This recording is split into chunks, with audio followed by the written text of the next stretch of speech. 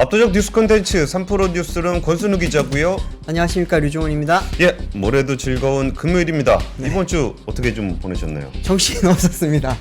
어떻게 지나간지 모를 정도로 지금 막 일하다 보니까 네, 벌써 CES 갔다 온 것도 정리하고 있죠? 네, 그렇습니다. 지금 이제 저희가 거의 정리가 다 돼서 이번 주 일요일 1시에 이제 방송을 하나 할 거고요. 그리고 그 다음 주에는 이제 또 모빌리티 관련된 편 하나 또 준비를 하고 있습니다. 그리고 저기 갔다 오셨죠? 그 S24. 아, 네. 갤럭시. 어제 네, 이제 또 AI 폰 최초의 AI 폰이 나왔다고 해서 가서 봤는데 뭐 사실 생긴 거는 기존이랑 똑같이 비슷하게 생겼어요. 그냥 뭐 스마트폰 다 네모나게 생긴 거 아닙니까? 네. 그리고 약간 또 이제 S 모델 같은 경우에는 약간 동그랗게 바뀌면서 아이폰스러운 느낌도 좀 있었고요. 근데 제일 뭐 기대를 했던 건 당연히 AI 기능이었는데 저희가 어떻게 보면은 지금까지 많이 봐왔던 거예요. SKT에서 하는 ADAS에서 볼 수 있었던 실시간 통역이라든지 그거 잘 돼요? 생각보다 잘 됩니다. 오. 네, 저희 좀 약간 놀랐던 거는 인식률이 굉장히 높고 약간 좀 뭐 한국말이 발음이 똑바로 해야지만 예전엔 됐잖아요. 예, 예. 근데 그냥 일반 저희가 이렇게 이야기하듯이 빠르게 이야기를 해도 거의 정확하게 해주고요. 근데 어제 실시간 홈쇼핑이었나요? 거기서 이제 그 연예인 강남 씨가 했을 때 약간 좀 오역됐던 게 하나 있긴 한데 그 부분도 보면은 뭐 앞부분에 이야기가 잘못됐던 것 같고요. 또 하나는 이제 그 서클 투 서치라고 해가지고 내가 보던 화면에서 이게 예를 들면은 지금 권순우 기자님이 입고 있는 이 조끼가 궁금하잖아요, 화면에서. 그러면은 그 화면을 꾹 눌러가지고 동그라미를 치면은 이 옷을 검색을 해줍니다. 그건 좀 잘 재밌었어요. 돼요? 네. 저건 어땠어요? 이거 이제 이 사람 이렇게 옮기면 배경 만들어주고 막 아, 네네. 그 사진 기능에서 AI 기능이 좀 약간 더 훨씬 좋아졌는데 네. 그거 같은 경우에도 사람이 한 명이 있을 때는 잘 되거든요.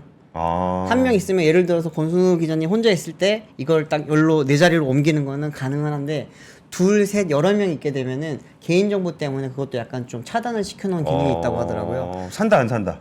저는 계속 굳이 바꿀 때가 됐다면 아이폰 16을 기다리겠습니다. 아이폰. 첫 번째 뉴스 전해드리겠습니다. 네, 죄송합니다. 네, 예. 바로 들어가겠습니다. 네, 오늘 약간 뭐 직장인들에게 되게 반가운 소식이고 어떻게 보면 부러운 소식이 하나 나왔는데요. 저는 부러웠습니다. 저도 너무 부러웠어요. 네. 네. 워라밸 시대를 고민하는 기업들이 이제 주 4일제를 점점 도입하고 있다고 합니다. 이제 잘 기억을 해보시면 한 저희가 IMF 직전까지만 하더라도 주 6일제가 대부분이었고 2000년대 중반 이후부터 이제 주 5일제가 좀 도입이 됐는데 저 군대 갔을 때 토요일 날 근무했어요. 군대에서는 네. 네, 토요일 근무 그 원래 공무원 기준으로 하는 거니까. 그렇죠. 예, 토요일 오전 근무했었습니다. 아, 약간 네, 5.5일 같은 네, 느낌이었겠네요. 근데 이제는 이제 기업들이 주 4일제를 점점 도입을 하는데 사실 제조업이 도입을 하기 좀 어렵다고 많이들 생각을 하고 있잖아요. 그쵸. 근데 오늘 이제 도입하겠다고 발표한 기업이 제조업의 어쩌면 상징과도 같은 포스코가 오늘 이제 도입을 하겠다고 했습니다. 근데 엄밀하게 말을 하면은 4일까지는 아니고요. 격주로 주 4일을 도입을 하기 때문에 주 4.5일이라고도 지금 표현을 하고 있습니다. 아, 근데 같이 일하는 직원 안 나와 있으면 네. 좀 답답하던데. 역시 팀장님이시라서. 저희가 취재팀이고 제가 네. 취재팀장이고 아, 그렇죠. 우리 취재 수석입니다. 네, 이게 좀 사실 직장인 입장에서는 굉장히 부러웠습니다. 대기업들이 요즘 좀 많이 도입을 하고 있고 삼성전자 같은 경우에 2년 전에 이미 도입을 해서 시행을 하고 있고요. 거기도 지금 주 4.5일입니다. 도입한 기업들을 정리한 표가 있어서 하나 가져와 봤는데 좀 띄워주시면 좋겠습니다.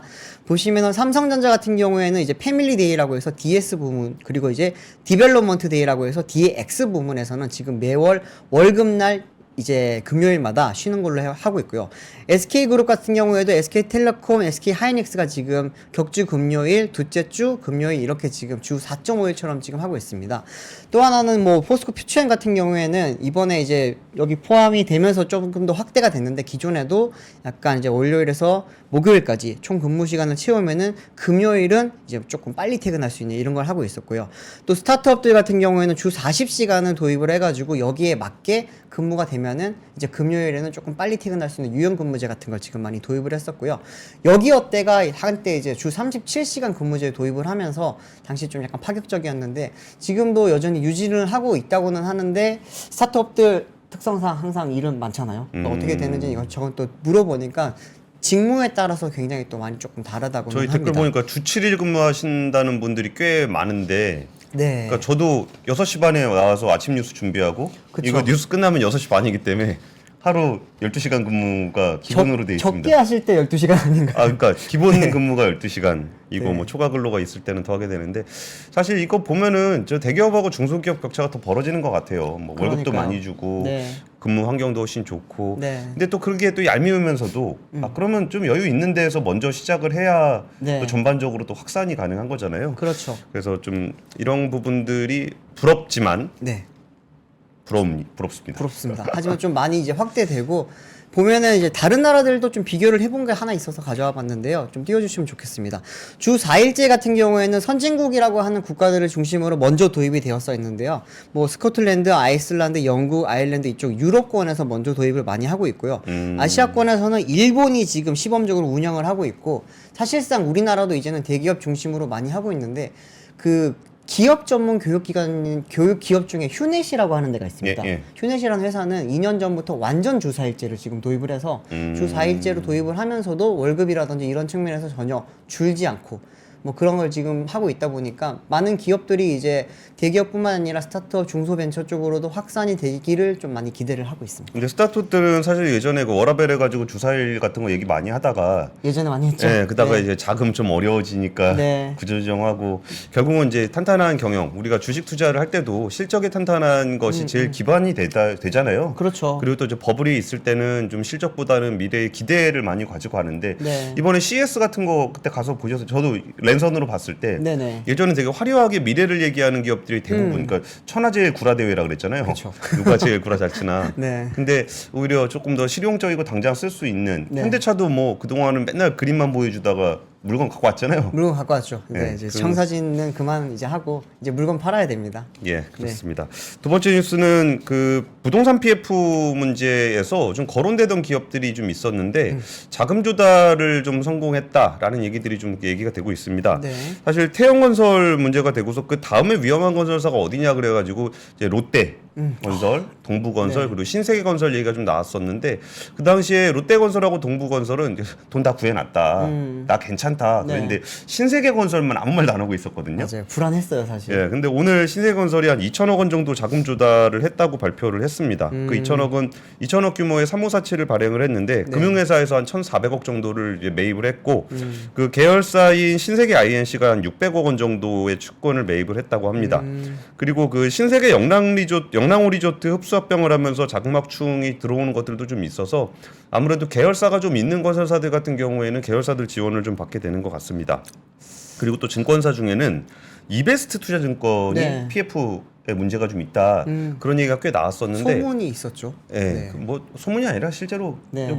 좀 손실이 많이 났죠. 네. 그리고서 그러면은 좀 문제가 있는 증권사별로 좀 어떻게 개선이 될 거냐 그랬을 때 보통 일반적으로 금융지주 계열의 증권사들은 네. 뭐 예를 들어 하이투자증권 같은 경우도 PF 많이 물렸거든요. 그쵸. 근데 거기는 이제 DGB 계열이니까 좀 어려워지면 뭐 지주에서 좀 챙기지 않겠냐 네네. 이런 얘기가 좀 있었는데 이게 이베스트 투자증권 같은 경우는 여기가 구조가 조금 특이합니다. 이베스트 투자증권의 최대 주주는 GNA 사모펀드였습니다. 근데 GNA 사모펀드가 이제 명목상으로 GNA 사모펀드고 이 사모펀드에다가 돈을 넣은 투자자, 네. 이른바 LP라고 LP, 부르는데 네. 거기에 98.8%가 LS 네트워크스가 LP였어요. 네. 그러니까 사실상 LS 계열인데 이게 뭐 누구나 다 저기는 그냥 LS 계열이구나라고 생각을 하지만 이게 또 명확하게 그렇게 얘기를 안 했던 그런 성격이 있었습니다. 네. 근데 여기가 조금 이제 PF에 문제가 생기다 보니까 이렇게 하면은 PF 그러니까 사모펀드가 대주주면은 네. 꼬리 자르기가 됩니다. 그러니까 여기서 좀 문제 생기면은 그냥 펀드에서 그쵸. 그냥 잘라버리면 되니까. 네. 그래가지고 좀 불안하다는 얘기가 있어서 그 LS 네트워크스가 그럼 최대 주주가 되겠다라는 거를 한 8개월, 9개월 전에 얘기를 했었어요. 네. 근데 여기에서 문제가 좀 있었는데 금융회사는 대주주 적격성 심사라는 걸 해요.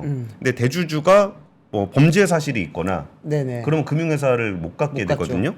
근데 여기는 어떤 일이 있었냐면은 구자균 LS 일렉트릭 회장이 작년에 그 페라리 과속 사건이라는 게 있었습니다. 네, 기억합니다. 예, 그래서 시속 167km로 질주를 하다가 네. 이게 그냥 적발이 된 게 아니라 회장이 안 가고 그 이제 직원이 김모 부장이 네. 경찰서에 가서 내가 운전을 했습니다. 그쵸. 라고 얘기를 했어요. 네. 그래서 하는 얘기는 그냥 뭐 과속이니까 과태료 내고 끝낼 거라고 생각을 했었나 봐요. 근데 진짜 그 김모 부장이 한 게 맞냐 그래가지고 이거를 뭐 압박에 의해서 대신 보낸 거 아니냐. 그리고 나중에 이제 구자위원회장이 다시 가서 자수를 했었습니다. 네. 그래서 그럼 이게 속도 위반 사건을 어떻게 결론이 나오느냐에 따라서 네. 이게 그럼 대중적격성에 좀 문제가 있는 거 아니야? 라는 얘기가 좀 있었는데 네. 거기서 좀 그 벌금형으로 마무리가 되면서 이번에 그 이베스트 투자증권의 대주주로 LS 그룹이 됐습니다. 그러니까 이베스트 투자증권이 문제가 좀 생기면은 계열사 지원을 좀 받을 수 있을 거라는 건데 그 나이스 신용 평가에서 그럼 대주주가 바뀌면 그 이베스트 투자증권의 투자 등급 네. 신용 등급이 올라가냐 그랬을 때 LS 계열에 편입이 돼도 그 LS 계열의 지원 능력이 뭐 A+, 이베스트 투자증권 자체 신용도가 A로 격차가 크진 않아서 네. 이거를 뭐 올리진 않겠다라고 얘기를 하면서도 이제 계열사 지원이라는 건 사실 눈에 보이는 건 아니잖아요. 그렇죠. 근데 사실상 지원을 하게 되는 상황이기 때문에 네. 좀 긍정적으로 평가한다라는 얘기가 좀 있습니다. 그러면 지금 남은 증권사 중에 좀 걱정이 되는 데가 어디냐라고 하면은 어딜 것 같으세요? 증권사 중에 뭐 아까 말씀드렸던 것처럼 뭐 계열사 지원, 그러니까 PF에 물렸는데 계열사 지원을 받을 수 있으면 그나마 좀 낫다 이런 구조거든요. 네. 바로 SK증권입니다. 왜냐면 SK증권은 이름은 SK증권인데 네. SK그룹 계열사가 아닙니다. 아니라고. 네. 예전에 이제 공정거래위원회에서 금융계열사 가지고 있는 것 때문에 사모펀드에 매각을 해서 현재 사모펀드가 소유를 하고 있기 때문에 SK그룹 계열사가 아니어서 네. 나중에 좀 손실이 좀 크게 발생을 하게 되면은 계열 지원을 받기는 좀 어렵지 않냐. 그렇겠네. 그래갖고 뭐 얘기가 뭐 우리금융지주가 사가는 거 아니냐 그런 얘기로 그때 이제 SK증권 주가 막 오르고 막 그랬었거든요. 네네. 그래서 지금 이제 증권사별로 좀 걱정이 되신다면은 그 해당 증권사가 이게 어디에 지원을 받을 수 있는지 네. 이런 거를 조금 찾아보시면 좋을 것 같습니다. 어쨌든 태형 이후에 좀 문제가 될 만한 증권사들이나 이제 건설사들은 자금 확보를 하려고 노력하고 있어서 네. 여기서 자금 확보가 잘 되고 있는지를 좀 살펴보시면 좋을 것 같습니다. 네. 다음 소식은 현대차 소식입니다. 현대차가 세계 1위의 이제 중국의 간평 리튬이라고 하는 간평 리튬. 네, 간평 예. 리튬. 간평 리튬으로부터 이제 리튬 공급 계약을 맺었다라는 소식이 오늘 외신을 통해서 들어왔습니다. 이제 정확하게 보시면은 계약 기간 같은 경우에는 올해 1월 1일부터 이제 4년 동안 이제 받기로 했고요. 공급 규모는 오늘 공개하지는 않았다고 합니다. 간펑 리튬이라고 하면 전 세계 리튬 생산 1위 업체인데요. 테슬라, 폭스바겐, 뭐 BMW 같은 다른 이제 완성체 업체의 전기차 배터리 대부분을 지금 공급을 하고 있고요. 현대차 같은 경우에는 사실 최근 들어 좀 리튬 확보를 좀 많이 하고 있는 그런 모습이에요. 보시면은 이제 성신 리튬, 중국의 성신 리튬이랑도 4년 동안 지금 수산화 리튬 받기로 했었고요. 또 뭐 GM이라든지 테슬라, 폭스바겐, 스텔란티스 같은 업체들도 지금 보면은 글로벌 이제 리튬 업체들을 통해서 지금 리튬 확보에 지금 나서고 있는데. 근데 자동차 회사가 네. 그러니까 배터리를 사면 되잖아요. 그렇죠. 근데 리튬을 왜 굳이 자기들이 공급을 받아요? 리튬을 공급을 받을 자기들이 받게 되면은 예. 배터리 업체와에 대해서 이제 협상력을 좀 가질 수가 있게 되고 그리고 지금 또 자체적으로 개발하는 배터리들이 많이 있습니다.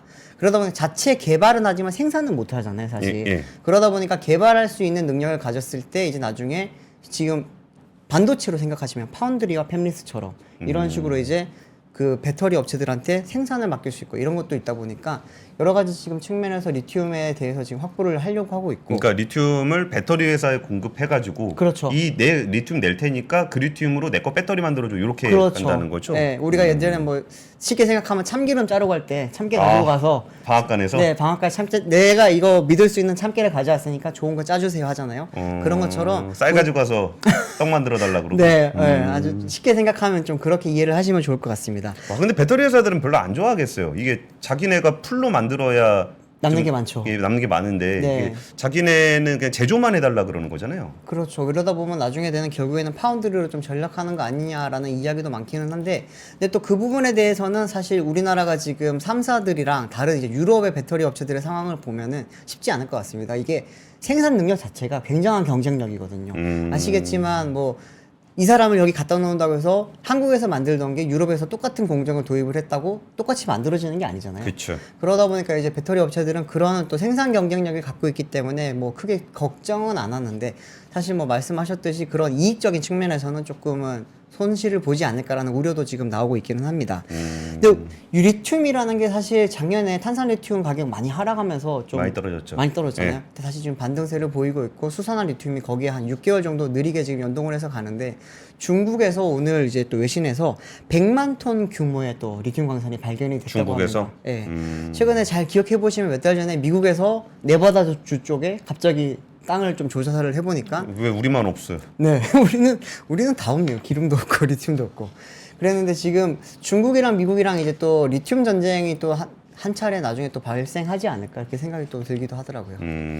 사실 리튬 가격이 낮아지는 거는 전기차를 좀 널리 보급한다는 측면에서는 좀 긍정적인 그렇죠. 그러니까 좀 중장기적으로 봤을 때, 네네. 뭐 당장의 실적에 있어서는 리튬 가격도 연동이 돼 있다 보니까 네. 그 배터리 회사들의 매출, 그러니까 뭐 배터리 회사나 소재 회사들의 매출이나 영업이익이 좀 떨어지는 그렇죠. 그런 경향성을 좀 보이는 것 같습니다. 근데 뭐 리튬이 부족해서 너무 비싸지는 것보다는 좀 그렇죠. 산업적인 측면에서는 나쁘지 않은 것 같은데 네. 어쨌든 지금 리튬 가격 하락으로 이제 배터리 회사 오늘도 주가 많이 빠졌더라고요. 많이 빠졌어요. 그리고 오늘, 네. 그런 부분들에 대한 어떤 그 좀 전환이 좀 이루어졌으면 좋겠습니다. 그러면서 오늘 그 반도체는 많이 올랐습니다. 반도체 오늘 많이 올랐죠. 예, 코스피 지수가 1% 넘게 올라서 2,470선을 회복을 했는데 아무래도 대만의 TSMC의 실적 발표가 영향을 많이 미쳤던 것 같습니다. 네. 사실 TSMC의 실적이 뭐 그렇게 좋지는 않아요. 연간 매출은 지난해보다 전년보다 9% 감소했고 4분기 매출 관련해서도 전년 동기 대비해서 9%, 그러니까 순이익도 19%가 줄었습니다. 네. 근데 여기서 좀 반등의 어떤 시그널이 됐었던 거는 TSMC가 올해 매출에 대한 가이던스를 줬는데 한 20% 정도 증가할 거라는 거예요. 그러면서 오늘 그 삼성전자가 4.1% 올랐고 SK하이닉스가 3.7% 그리고 장비주인 HPSP, 그 리노공업, 니오테크닉스 같은 데가 꽤 많이 올랐습니다. 근데 요즘 분위기를 보면은 외국인이 보통 시장을 주도하다 보니까 네. 국내 자금만 왔다 갔다 할 때는 이제 반도체가 오르면 배터리가 빠지고 그쵸. 배터리가 올라가면 반도체가 빠지고 하는 이렇게 그런 네. 경향들을 좀 보이고 있는 것 같습니다. 그러면 TSMC가 연간 매출이 20% 늘어날 거다라고 좀 얘기했던 부분들은 일단은 스마트폰 출하량이 4분기에 전년 대비해서 8.5% 증가했고 물론 전체 출하량으로 보면 3.2% 감소했는데 네. 4분기에 이제 바닥 찍고 올라오는 모습을 보이고 있기 때문에 근데 사실 뭐 코로나19 때 한번 신나게 바꾸고서 네. 이제 좀 바꿀 때 됐잖아요. 그렇죠. 그러다 보니까 스마트폰 출하량이 좀 늘어날 것 같고 그 생성형 AI를 개발할 때 거기에 대해서 이제 AI 서버 투자가 좀 많이 이루어지다 보면은 AI 반도체 관련한 파운드리는 네. TSMC 거를 쓰게 되잖아요. 그렇습니다. 이런 측면에서 TSMC한테는 좀 잘 된 것 같습니다. 근데 좀 다소 아쉬운 점이 있다 그러면 지금 이 상황, 그러니까 AI 생태계를 주도하고 있는 거는 중국의 이제 라지 랭귀지 모델하고 있는 MS라든지 네. 구글이라든지 이런 데가 있고 그럼 AI 반도체를 설계하는 뭐 TSMC 엔비디아 엔비디아. 네. 그리고 거기에다가 HBM을 납품하는 SK 하이닉스 하이닉스. 그리고 그거를 만들고 패키징하는 TSMC가 네. 영향을 좀 받는 것 같은데 이런 부분에서 좀 삼성전자에 대한 우려의 목소리가 여전히 좀 많이 나오고 있어요. 맞습니다. 근데 오늘 삼성전자가 좀 상대적으로 많이 오른 거는 이제 SK 하이닉스는 미리 갔으니까 삼성전자는 워낙 좀 못 간 측면이 갔죠. 있어서 네. 오늘 상대적으로 좀 많이 오른 게 아닌가 싶은데 요즘 그 주변의 취재원들을 좀 만나보면은 삼성전자에 대한 우려의 목소리를 많이 해요. 그러니까 HBM 같은 경우도 좀 미래 산업으로 SK 하이닉스는 좀 후발주자다 보니까 네. 좀 미래 선행 기술에 대해서 파트너십을 되게 많이 이거 좀 설명 들어보면 재밌을 건데 네네. HBM은 그냥 만든다고 해서 되는 게 아니라는 거예요. 그러니까 엔비디아가 만들어 달라는 대로 아, 네. 그러니까 엔비디아가 이렇게 해주세요 하면 이렇게 해주고 저렇게 해주면 저렇게 해주세요 해서 이게 딱 맞게끔 만들어야 되는데 네네. 이게 1위 업체인 삼성전자는 있는 거 쓰세요. 아, 요런 태도가 있다는 거예요. 네. 그러다 보니까 이제 HBM 만들고 AI 반도체는 이제 패키징으로 만들어져야 되다 보니까 네. 그럼 삼성전자도 좀 이제 태도를 바꿔야 되는 거 아니냐. 아, 그럴 수 있죠. 예, 그런 네. 얘기도 취재원들이 좀 얘기하고 있습니다. 그렇죠. 이게 을의 위치가 아니라 갑의 위치에 있던 분들은 그걸 좀 쉽지 않습니다. 이제 바꾸기가. 네. 다음 소식은 이게 이번에 오늘 되게 오랫동안 좀 되게 갈등이 있었던 이야기니까 오늘 하나가 이제 조정안이 나왔습니다. 예. 뭐냐면 이제 서울 지하철 5호선이 이제 연장안이 이제 조정안이 오늘 확정이 됐는데요.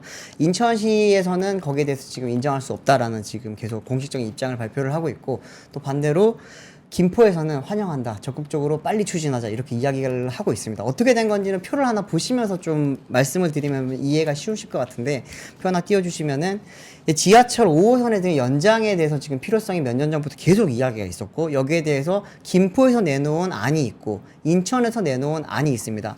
좀 화면을 위에 화면을 조금 크게 해주시면 좋을 것 같은데 이제 김포 파란색으로 지금 선이 그어져 있는 게 김포시에서 이야기를 한 지금 거고요. 위에 지도를 설명해주고 계신 거죠? 네, 그렇습니다. 예, 예. 위에 있는 지도에서 이제 파란색이 김포시의 좀 아니고 확대해 주시면 좋을 것 같아요. 네, 예, 예, 좋습니다. 예.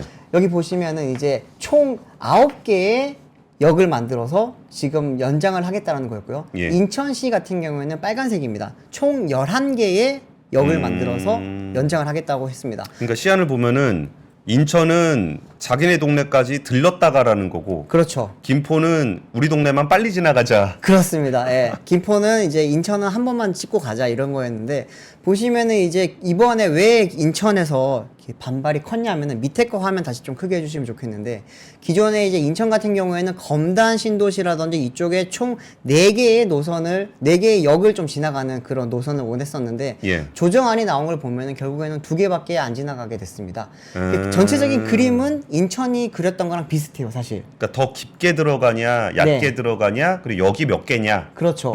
총 이제 11개와 9개 역에서 이제 절충안으로 10개 역을 만들기로 한 것까지는 좋았는데 보시면은 김포 같은 경우에는 총 7개의 또 그 역이 지나가게 되고 인천은 2개가 지나가고요. 서울은 하나가 지나가는데 이제 김포 입장에 그 인천 입장에서는 4개를 원했는데 지금 오히려 지금 2개를 잃은 입장이고 김포는 6개를 원했는데 하나를 더 얻은 입장이 되다 보니까 김포에서는 환영을 하고 인천에서는 지금 못하겠다 이야기가 나오고 있습니다.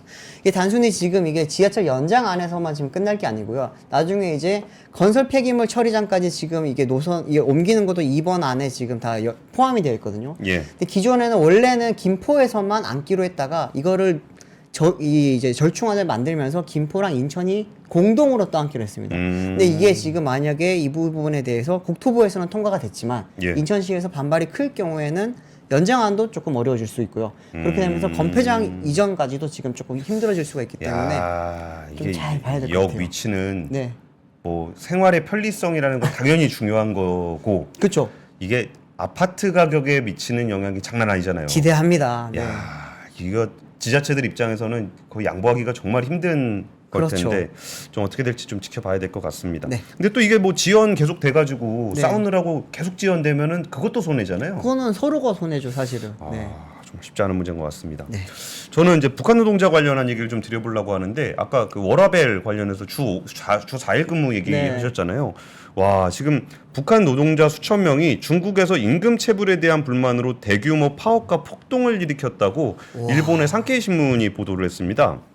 근데 이 내용들을 살펴보면 어떤 거냐면은 북한이 이제 외화벌이를 하려고 네. 노동자들을 보낸다는 거예요, 외국에. 네. 그리고서 여기서 그 2020년 이후에 근로자를 파견한 다음에 이게 중국 쪽에서 그럼 임금을 줄 거 아니에요, 월급을. 그러면 그거를 근로자들이 받기로 했는데 그 돈을 전쟁 준비 자금이라는 명목으로 북한 정부로 보냈다는 겁니다. 아, 네. 그리고서 지금 이런 상황이 돼갖고 좀 그런데 좀 코로나가 좀 정리가 되면은 북한으로 돌아갈 때 노동자 몫을 일괄적으로 줄게라고 얘기를 했는데 네. 그 돈도 그냥 다 북한 정부로 보냈다는 거예요. 아. 그 사실을 이제 노동자들이 알게 되면서 이제 조업을 거부하고 파업하고 심지어 북한 간부를 인질로 삼거나 공장 장비를 때려 부수는 폭동이 좀 있었다는 겁니다. 그래가지고 지금 당시 임금 바로 지급하겠다 그러면서 수습을 하고 있는데 네. 북한이 뭐 돈이 있겠습니까? 없죠. 그러니까 거기 나가 있는 간부나 외교관들한테 자금을 충당해서 주라 그랬다는 거예요. 아. 와, 근데 이게 지금 그 해외에 나가 있는 북한 노동자가 9만 명이 넘고 오, 되게 많이 나가 있네요. 예. 그리고 거기서도 이렇게 월급도 뭐 100만 원을 받는다 그러면 60% 이상은 간부들이 챙기고 그리고 정권에 상납하는 충성 자금 같은 것들을 빼고 나면은 네. 그 한 달에 한 200에서 300달러. 그러니까 많으면 한 40만 원 정도라는 거예요. 한 달 월급이. 와. 근데 네. 그걸 떼어먹었다는 거죠. 진짜 벼룩에 간을 빼먹지. 아유. 아, 정말 우리가 아까 워라벨 얘기할 때 참 산케이 신문에서 뭐라고 나오냐면 네. 컨테이너 같은 좁은 컨테이너에 살고 쓰레기장에서 주운 옷을 입으면서 자유롭게 외출이나 스마트폰 사용도 못 하고 있는 상황인데 이 상황에서 그것조차도 떼먹으니까 네. 결국 폭동까지 이어졌다라고 합니다. 이것도 사실 그 유엔에서 다루는 북한 인권 문제에서도 이 내용들을 다루는데 네. 참 이런 일도 다 있네 싶은 생각이 좀 들었습니다. 그리고 지금 우유값 얘기를 조금 더 드리려고 그러는데요. 아, 네. 오늘 뉴스 많더라고요. 예, 우유값이 좀 많이 우유값이 이제 통계가 좀 나와서 그런 건데 네. 이게 우유값을 어떻게 할 것이냐에 대한 문제를 연간으로 봤을 때 지난해 같은 기간에 비해서 통계청이 발표한 거는 거의 9.9%. 와. 근데 우유 나 안 먹는데? 라고 얘기하시는 분들도 계시겠지만 우유 안 먹지 않습니다. 빵에도 들어가고 커피에도 들어가고 우리가 케이크 먹을 때도 들어가고 그쵸. 뭐 워낙 다양한 데 들어가기 때문에 이 우유값이 인상된다라는 거는 이른바 밀크플레이션이라 그래가지고 뭐 아이스크림, 맞아요. 치즈 네. 뭐 이런 거 다 올라가거든요. 그래가지고 이게 좀 올라갈 거냐라는 얘기를 좀 하고 있는데 우유값이 어떻게 결정이 되냐면은 그 낙농업진흥회에서 이게 그 협상을 해서 결정을 하는데 네. 이게 그 5월쯤에 그 통계청에서 원유 생산비라는 걸 발표를 해요. 네. 그럼 거기서 이제 플러스 마이너스 4% 이상이면 협상을 통해서 가격 조정을 하게 되는데 네.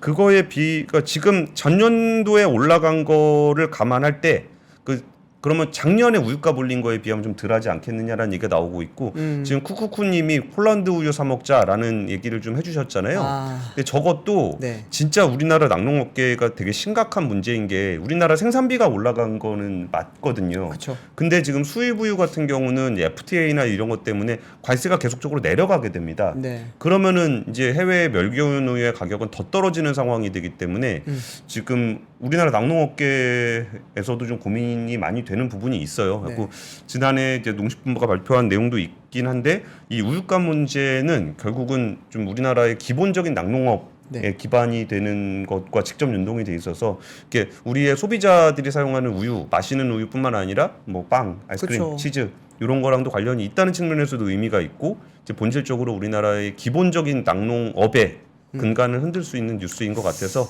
마지막으로 준비를 했습니다. 오늘 준비한 얘기는 여기까지고요. 주말 잘 보내시고 아 빨리 끝내라고 또 우리 PD님이 압박을 주시네요. 좋은 주말 보내시기 바라겠습니다. 지금까지 뉴스룸이었습니다. 감사합니다. 감사합니다.